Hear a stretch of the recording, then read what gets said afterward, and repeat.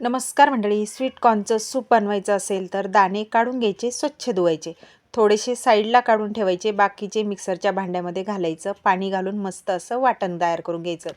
आता एका कढईमध्ये आपल्याला हे सर्व मिश्रण ओतून घ्यायचं। मिरपूड मस्त ताजी ताजी तयार करून घ्यायची, चवीनुसार मीठ घालायचं, सर्व व्यवस्थित मिक्स करून घ्यायचे आणि एक 4 ते 5 मिनिट मस्त खळाखळा त्याला उकळून काढायचं। अगदी तुम्हाला भूक लागलेली असेल ना तर 5च मिनिटात तयार होणारं आणि तोंडाला चव आणणारं मस्त गरमागरम स्वीट कॉर्न सूप तर इथे बघा रेडी झालेलं आहे आणि त्याचा मस्त असा गोड गोड छान असा वास येतो आणि चवीला तर एकदम भन्नाटच बरं का।